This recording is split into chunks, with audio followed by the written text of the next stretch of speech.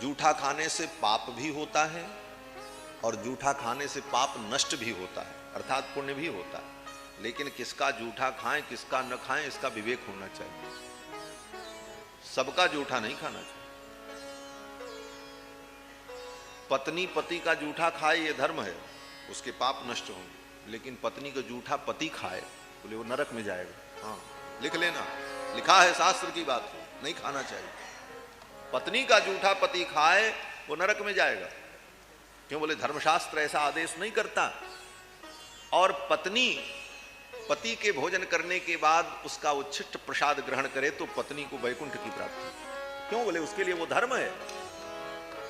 तो किसका जूठा कौन खाए ये भी निर्णय है। सबका जूठा सब नहीं खा सकते। गुरु का उच्छिष्ट, आचार्य का उच्छिष्ट शिष्य खा सकता है, लेकिन शिष्य का उच्छिष्ट कहीं आचार्य के स्पर्श में चला गया तो शिष्य को भी नरक में जाना पड़ेगा और आचार्य को तो दोष जो लगेगा सो लगेगा ही।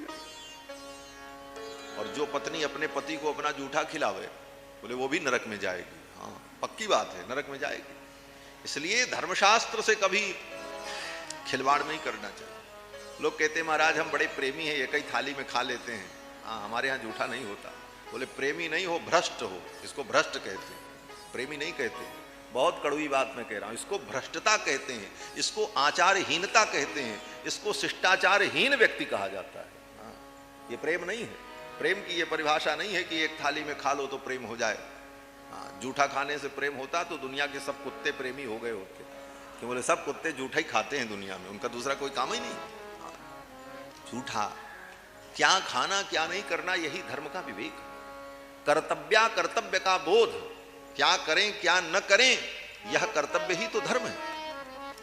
विधि निषेध में कलिमल हरणी, कर्म कथा रविनंदनी वर्णी। यही कर्म कथा है। कर्म कथा क्या है बोले कर्म से ही सारा फल होता है। जो जस करे सो तस फल चाखा, काहु न को सुख दुख कर दाता। तो कर्म का ही फल है तो कर्म कथा को भी जानना चाहिए। और कर्म कथा क्या है बोले विधि निषेध में कलिमल हरणी। कर्म कथा विधि और निषेध, क्या करना क्या नहीं करना यही कर्म कथा है, इसको भी जानना चाहिए।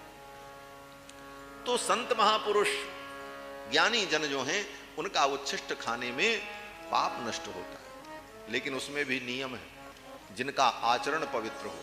इसमें थोड़ा हम अपनी तरफ से शास्त्र सम्मत सिद्धांत कहते हैं। अपने तरफ से नहीं मतलब कहना चाहते हैं इसलिए कह रहे हैं, है शास्त्र सम्मत ही, मैं अपने मन से नहीं कह रहा हूं। पत्नी पति का उच्छिष्ट खाए लेकिन उसमें भी शर्त है। क्या शर्त है बोले पति का आचरण अगर शुद्ध है पवित्र है तब। पति अगर मांसाहार करता है, पति शराब पीता है, पति व्यभिचार करता है तो धर्मपरायणा पत्नी जो है वो अपने पति की सेवा तो करे, उसका आदर तो करे, लेकिन उसका जूठा न खाए। पत्नी के लिए भी निषेध। अगर उसका आचरण श्रेष्ठ है तभी वो खाए। पत्नी पति का उच्छिष्ट ग्रहण करे, लेकिन कब बोले जब पति का आचरण श्रेष्ठ हो तब। और आचरण श्रेष्ठ नहीं है तो उच्छिष्ट तो न ग्रहण करे, सेवा करे, सब कुछ है ठीक है, लेकिन उसका जूठा नहीं खाना। इसी तरह गुरु शिष्य के संबंध में भी कहा गया है।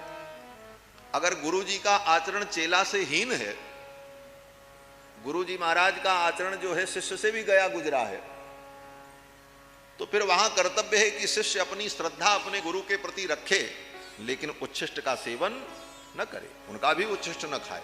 शास्त्र की अनुमति। तो उच्छिष्ट किसका हम ग्रहण करें इसका शास्त्र संकेत करता है। तो जो पवित्र हैं, धर्मात्मा हैं, आचरणवान हैं, शीलवान हैं, ऐसे व्यक्ति का उच्छिष्ट जब हम ग्रहण करते हैं तो उनके उच्छिष्ट सेवन से हमारा हृदय पवित्र हो जाता है, निर्मल हो जाता है। नारद जी कहते हैं उन संतों का उच्छिष्ट प्रसाद ग्रहण करने से हमारी बुद्धि निर्मल हो गई और भगवान के चरणों में भक्ति हो गई, भगवान के चरणों की भक्ति प्राप्त हुई।